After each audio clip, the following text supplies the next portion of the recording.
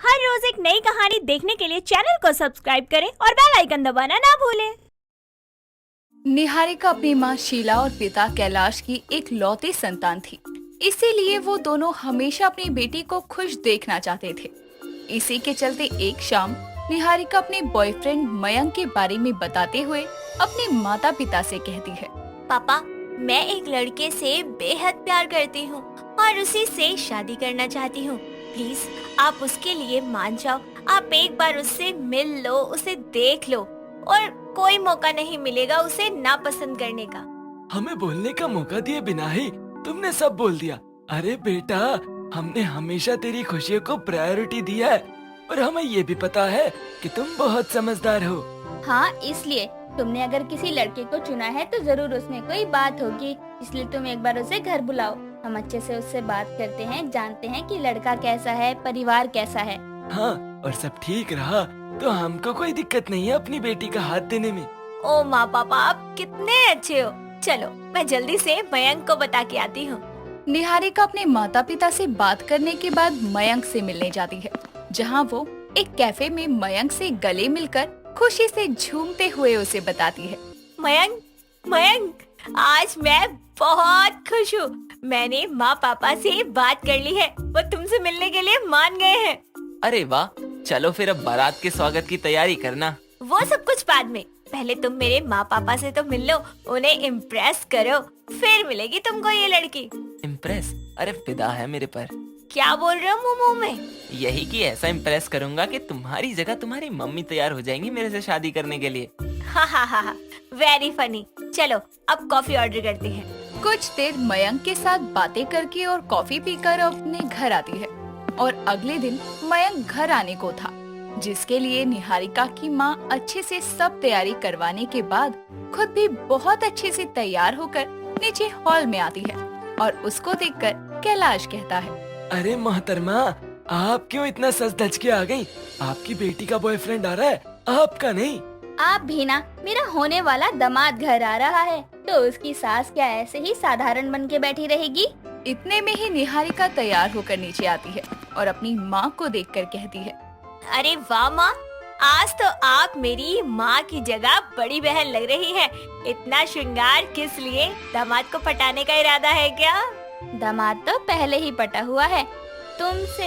अच्छा चलो, मयंक आता ही होगा, मैं चाय नाश्ता लेकर आती हूँ। मैंने तो अभी तक मयंक का नाम बताया ही नहीं था माँ पापा को, तो माँ को कैसे पता चल गया? कहीं मैंने बताया हो या मैं भूल गई हूँ। निहारिका इतना सोच ही रही थी कि तभी घर की डोरबेल बजती है और निहारिका भागते हुए जाकर दरवाजा खोलती है तो सामने मयंक हाथों में फूलों का गुलदस्ता लिए आया था और वो कहता है, देखो मैं आ गया। हाँ हाँ, अब अंदर आ जाओ और थोड़ा डिसेंट से चल कर आओ। अरे बाबा, तुम चिंता मत करो और चलो यहाँ से अंदर।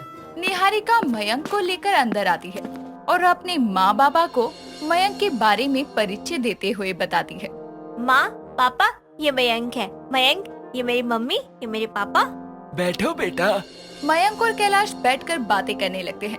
इतने में शीला और निहारिका सबके लिए नाश्ता लेकर आती है। शीला चाय का कप देते हुए मयंक से कहती है, मयंक, ये लो चाय, चाय पियो और फिर बात करो। आखिर मेरी बेटी के होने वाले पति हो तुम।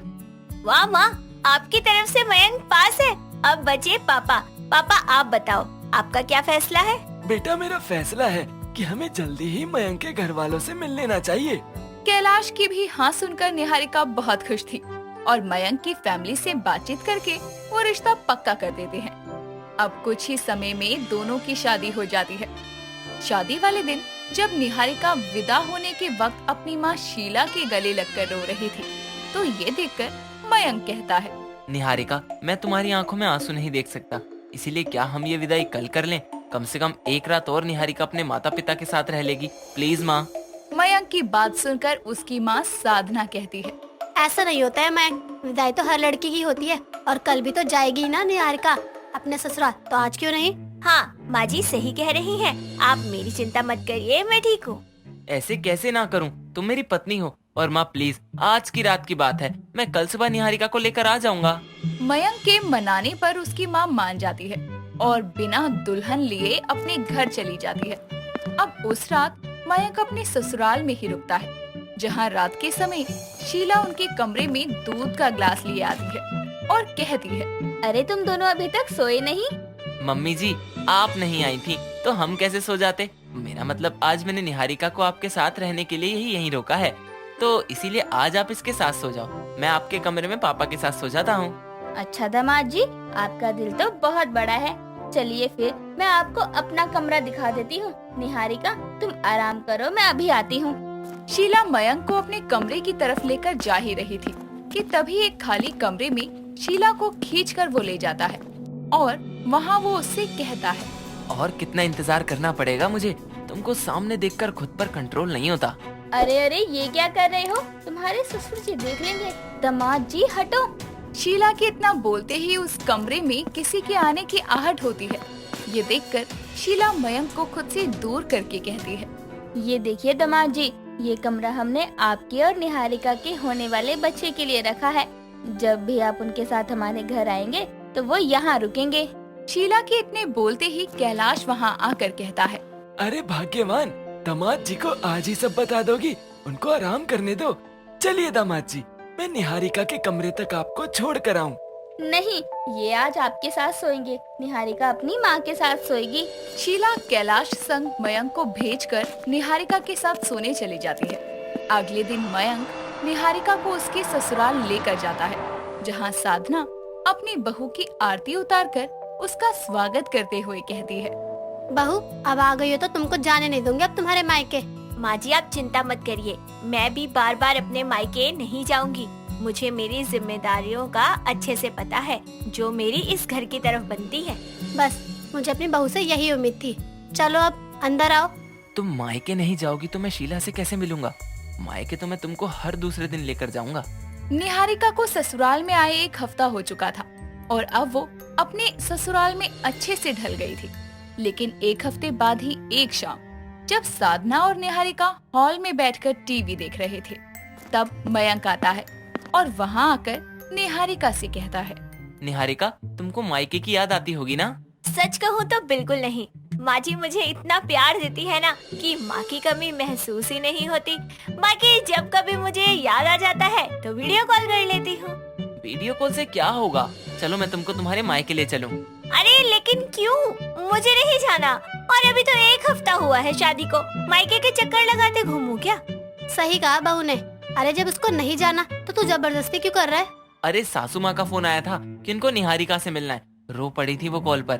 बाकी फिर भी तुम्हें नहीं जाना तो कोई नहीं। बहू ऐसा कर, जब मिला, माँ का दिल है, बेटी के बिना उदास तो हो ही जाता है। ठीक है माँ जी, आप रुकिए जरा, मैं अपना पर्स ले आऊँ। निहारिका कमरे में जाकर अलमारी खोलकर अपना पर्स निकालती है। तभी उसकी नजर अलमारी में एक नीचे बने ड्रॉर पर जाती है और वो जब उसे खोलकर देखती है तो उसके होश उड़ जाते हैं। कुछ ही पलों में वो पर्स लेकर नीचे आती है और मयंक के साथ अपने मायके जाती है, जहाँ मयंक और निहारिका को देखकर शीला और कैलाश कहते हैं, अरे दामाद जी और निहारिका, अच्छा किया तुम आ गए। मुझे बहुत याद आ रही थी अपनी बच्ची की। अच्छा किया बेटी आ गई। याद तो मुझे भी मतलब निहारिका को भी आ रही थी आप दोनों की। मुझे या आपको? वो भी माँ की?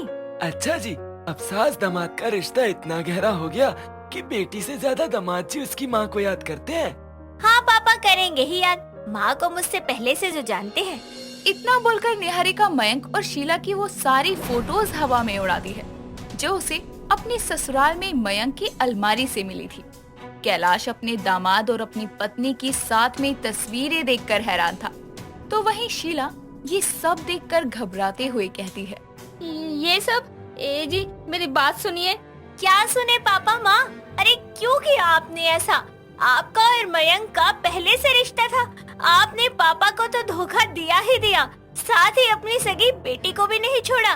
कहीं आपने अपने फायदे के लिए ही तो मयंक को मेरी जिंदगी में नहीं भेजा था, ताकि शादी करने के बाद मैं जब भी मायके आऊँ तो आपका मौका लग जाए और आपका अफेयर चलता रहे। मुझे माफ कर दे बेटी। मयंक से जब मैं मिली तो मुझे पता नहीं चला कि कब मुझे उससे प्यार हो गया, और उसको अपने पास रखने के लिए मैंने उसे तुम्हारे पीछे लगाया ताकि तुम दोनों की शादी हो, तो उसके बाद भी ये मेरे करीब रहे। लेकिन इस चक्कर में मैं ये भूल गई कि मैंने अपनी ही बेटी को अपनी अय्याशी के लिए इस्तेमाल कर लिया। इतना बड़ा धोखा निकल जाओ मेरी जिंदगी और इस घर से। और ये घटिया लड़का जिसने मेरी बेटी की जिंदगी बर्बाद करी, तुम दोनों को तो मैं छोड़ूंगा नहीं। मयंक और शीला के अफेयर के सामने आने पर दोनों ही वहाँ से चले जाते हैं। लेकिन कैलाश आसानी से उन दोनों को जाने देने की बजाय दोनों पर धोखाधड़ी का केस करता है, जिसके बाद वो दोनों ही जेल की सलाखों के पीछे होते हैं और उनके चर्चे पूरे शहर में होते हैं। दोस्तों, अगर आपको ये कहानी पसंद आई तो इसे लाइक करें, शेयर करें और कमेंट करके बताएं कि कहानी में आपको सबसे अच्छा क्या लगा।